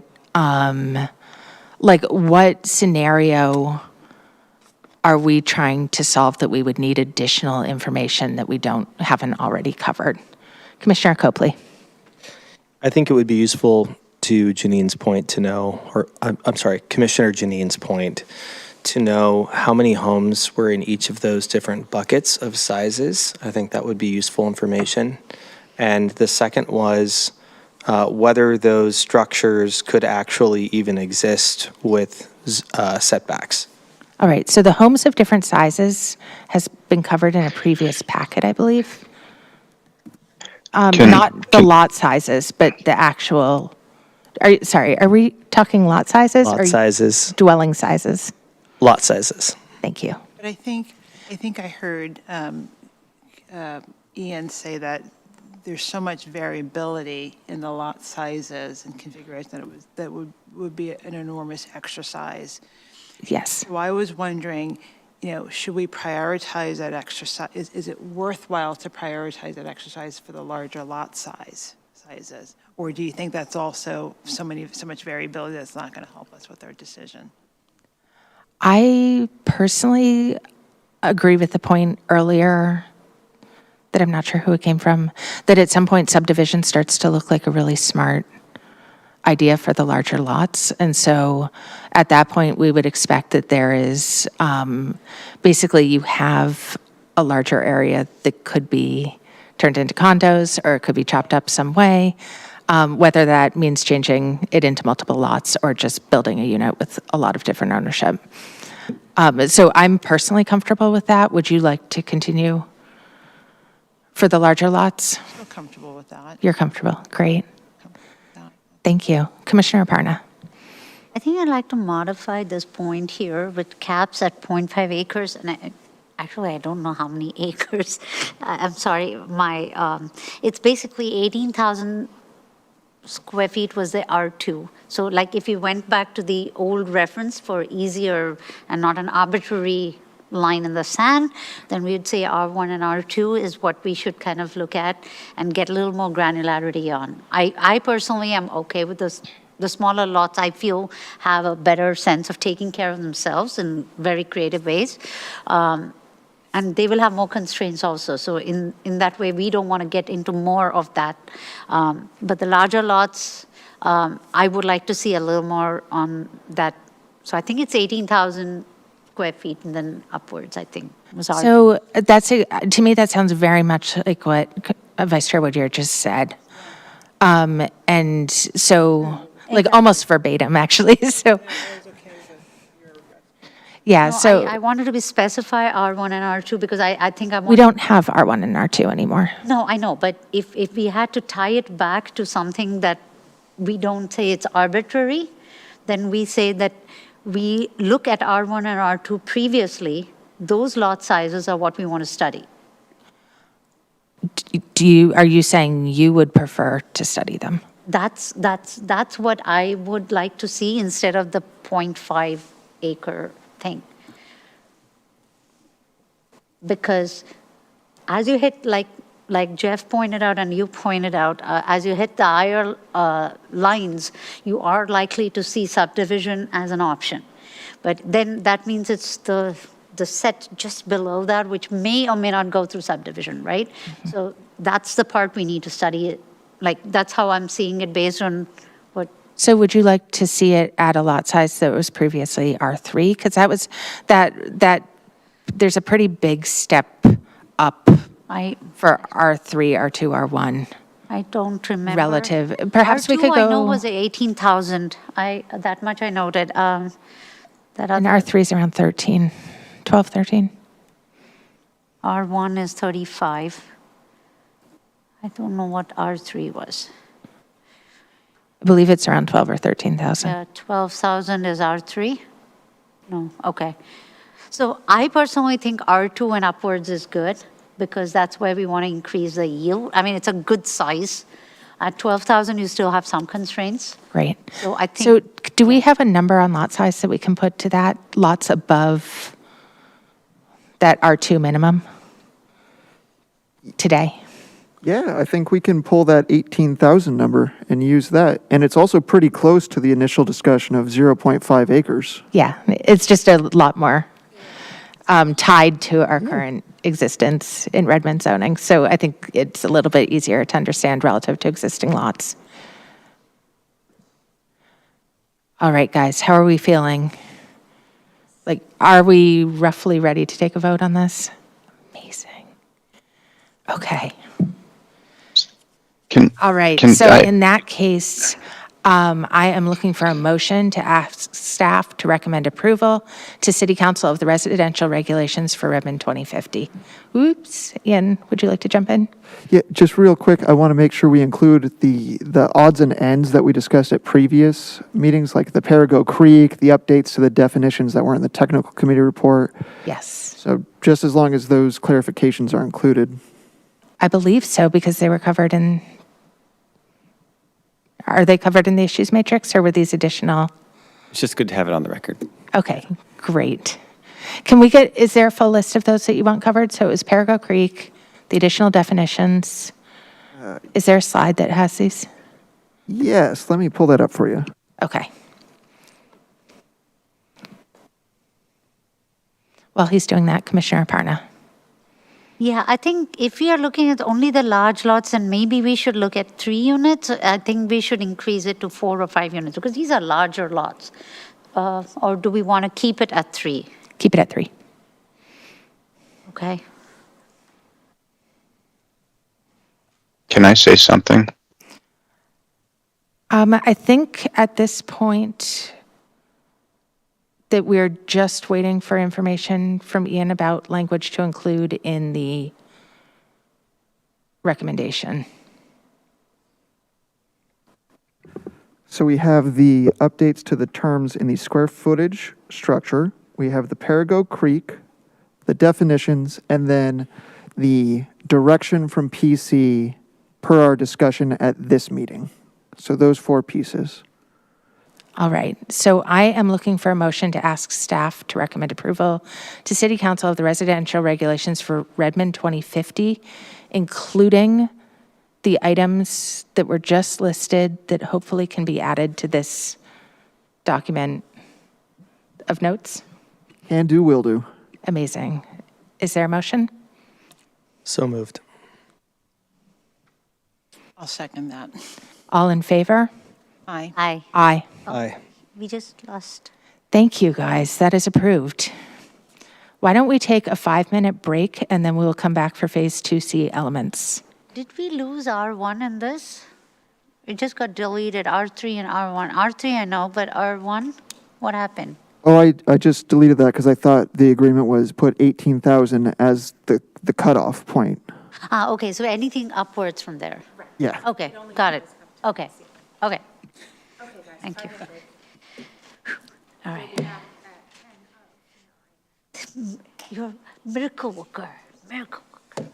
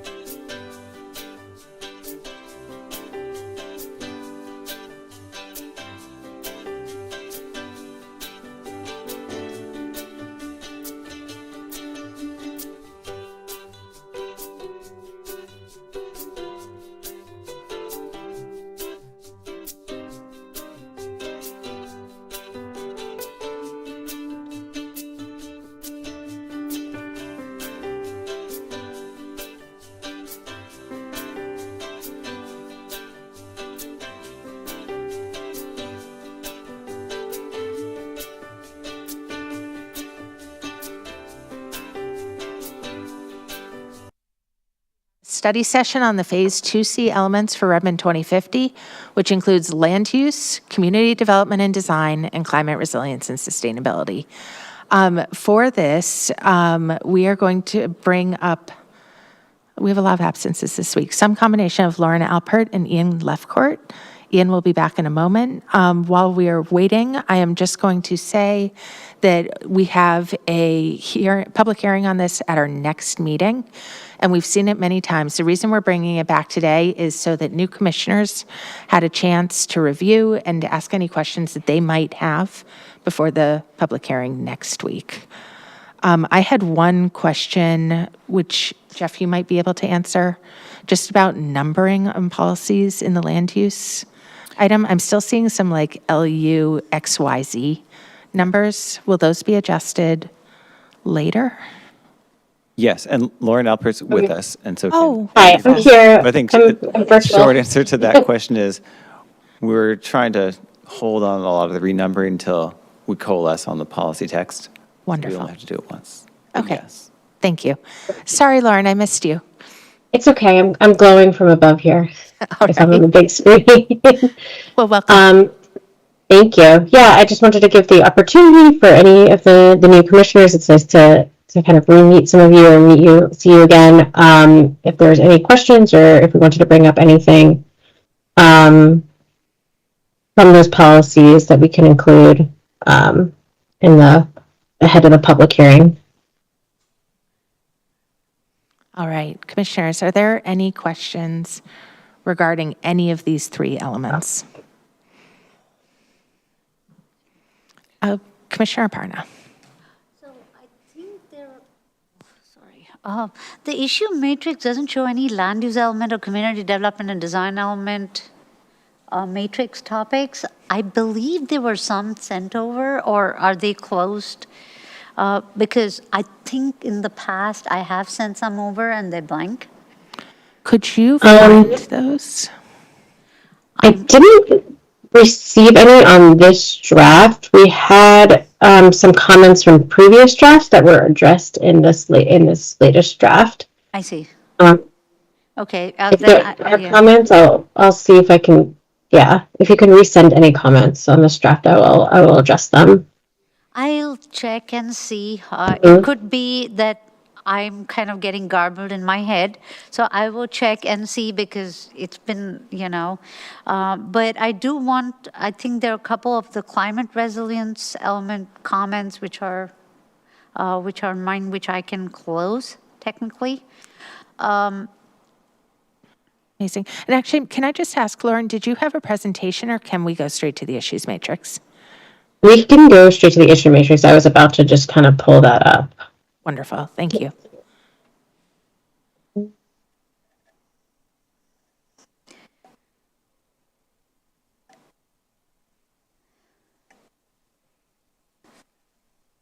Can you see the issues matrix? We can. Okay, great. All right, so yeah, I had these blank just if there was anything I could add them in live, but we can go through the climate resiliency and sustainability element. Obviously, I don't know it as well as Glenn, but I'm happy to do what I can to fill in this evening.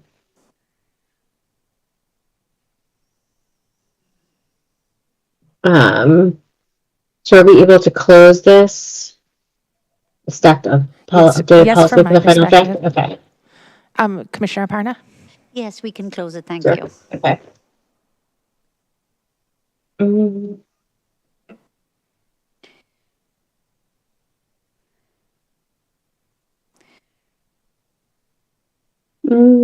That was closed already. Oh, Glenn highlighted everything that's still open. Okay. There was some language added to CR9, and then the issues around water conservation. Commissioner Aparna. There are actually quite a few comments, Chair. Can I just close all of them, or do we want to go over each one? You can close anything that you're willing to close. We're going to have an additional study session after the public hearing Okay. next time. So if there are any that you need to leave open with additional clarification, that's fine too. Okay. Yes, so we can close number 8, number 11, and number 13. Great. All Thank you. right. The one thing that I had, we can close number 10. Oops, hold on. Let's just Oh, give a sorry. second to catch up. Oh, sorry, I was So we looking said at my notes. 8, 11, 14, and 11 10. and 13. Oh, sorry. 8, 11, 13, and 10.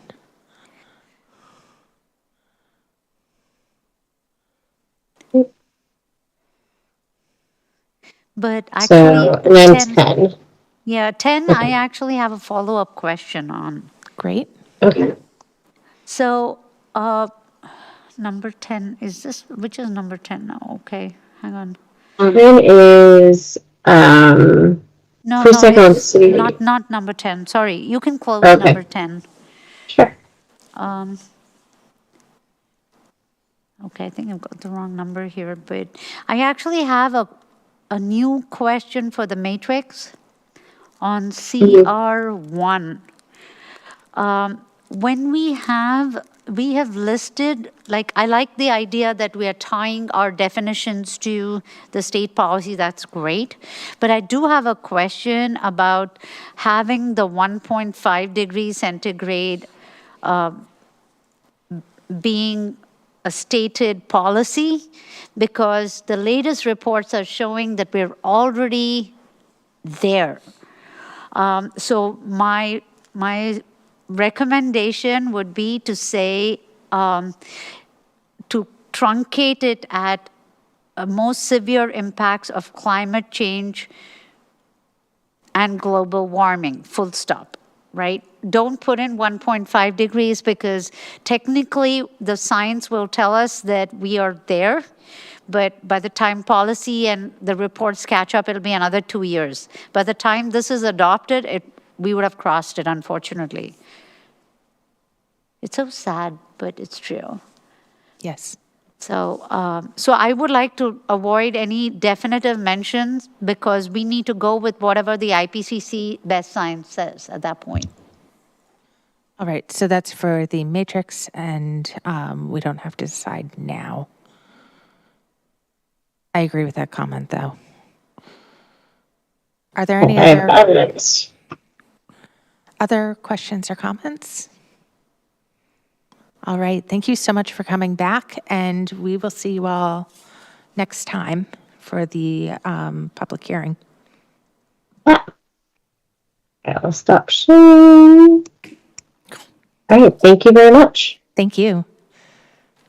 All right. Next up, we have the Redmond 2050 monthly update with Jeff Churchill. Good evening, commissioners. The monthly update in writing is a list of what is in the omnibus package that you've heard a little bit about. I did not count the bullet points, but there's a couple dozen, including several plan amendments and even more code amendments. All of these are, they're mainly cleanup. The biggest new content is an introduction chapter to the comprehensive plan. The goals, vision, and framework chapter, which you haven't seen yet, but it is essentially a collection of the framework policies from all the other elements and then put in one place, and a collection of the vision statements from the elements and put in one place. So it's like the summary of the comprehensive plan. So it's not new content. It's just a new chapter. And then the glossary you haven't seen yet, and it'll be I think it'll be shown to you in strike and underline, so you'll be able to compare the 2011 glossary to this glossary. And the idea there, as you're going to see, is that taking out glossary terms that we don't use anymore, putting in terms that are maybe unfamiliar to a lay reader, and make sure that they have a good description. And then where we have terms that are defined in the zoning code and are in the comprehensive plan glossary, we're really trying to avoid that, because sometimes it leads to the situation of making a change in one place and not the other. And so we're determining where really is the best place for this term. Is it regulatory? Then it should probably live in the zoning code.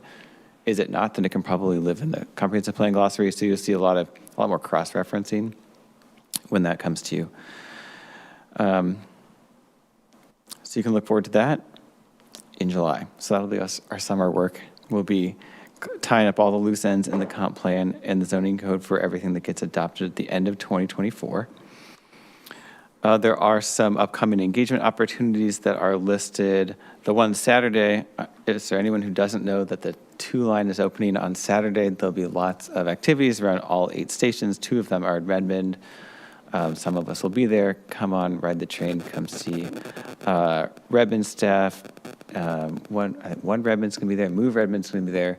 Everybody Redmond is going to be there.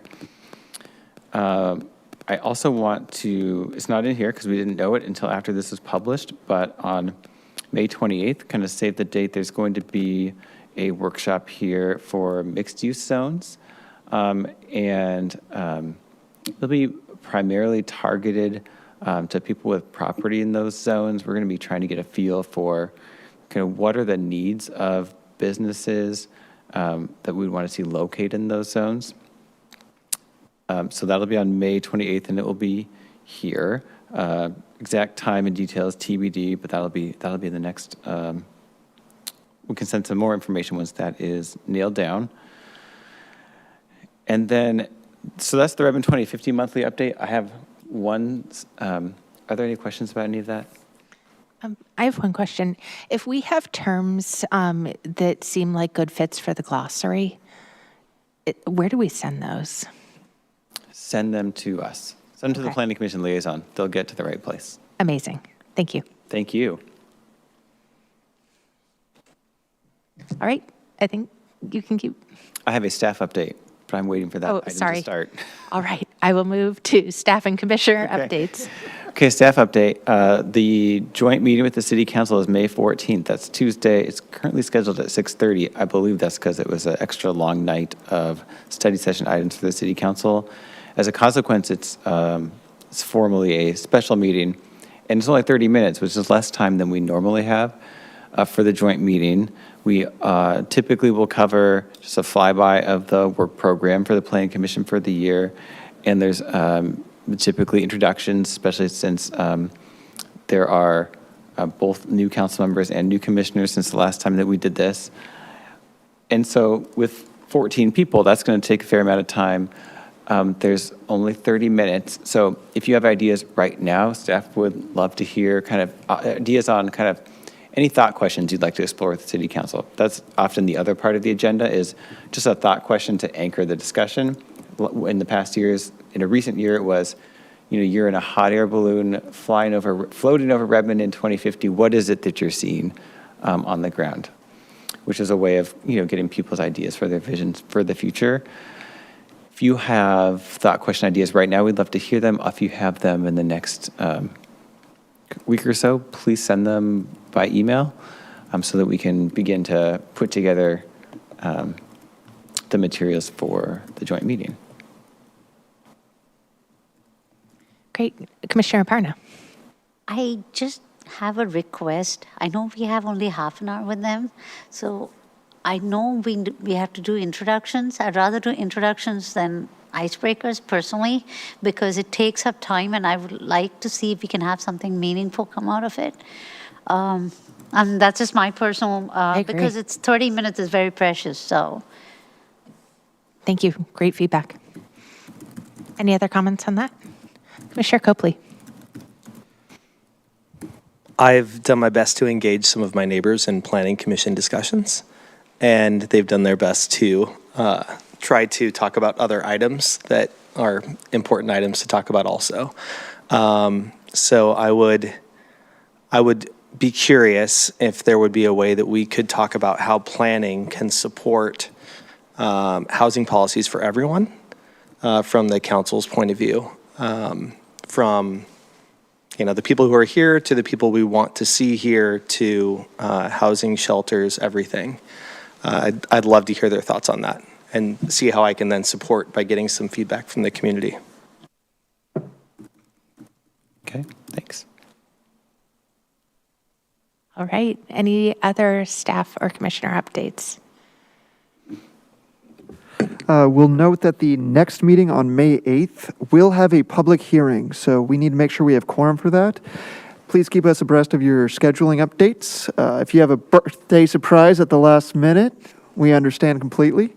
Also, a little while ago, we had an inquiry from a community member about a youth advisor position on the Planning Commission. Now, staff has done a little bit of research, both from state law and from the existing Redmond Municipal Code. It seems tentatively legal that, sure, we could have a youth advisor on our Planning Commission. Now, that's just the initial research, so we're going to keep going. There are 3 commissions that already have youth advisors. And, you know, there's some more discussion we want to do. Terms are typically 3 years, but for youth advisors, that's probably not the most appropriate length of time. So we're still doing a little bit more research, but we hope to have some update for the chair and vice chair, and then we'll continue discussing and analyzing to move forward. It's great. And that is our staff update. Great, thank you. Anyone else? All right, well, in that case, I'm looking for a motion to adjourn. So moved. Second. All in favor? Aye. Aye. All right, we're adjourned. Good night, everyone.